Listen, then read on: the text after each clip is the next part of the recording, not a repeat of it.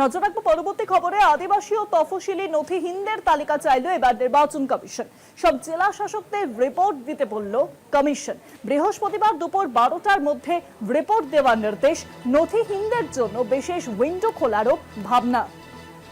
নথিহীনদের জন্য বিশেষ উইন্ডো খোলার ভাবনা। আদিবাসী ও তফসিলি নথিহীনদের তালিকা চাইল নির্বাচন কমিশন। সব জেলা শাসকদের রিপোর্ট দিতে বলল কমিশন।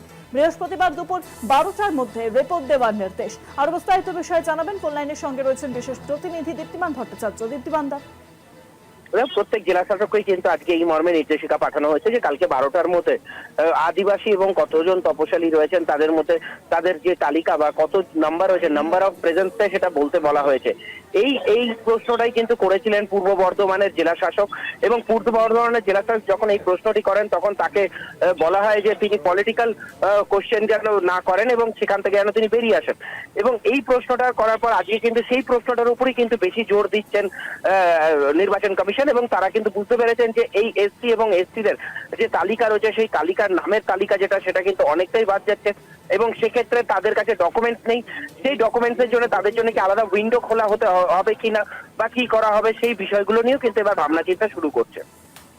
অনেক ধন্যবাদ দীপ্তিমান দা। ফোন লাইনের সঙ্গে ছিলেন বিশেষ প্রতিনিধি দীপ্তিমান ভট্টাচার্য। বৃহস্পতিবার দুপুর 12টার মধ্যে রিপোর্ট দিতে হবে। নথিহীনদের জন্য বিশেষ উইন্ডো খোলার ভাবনা।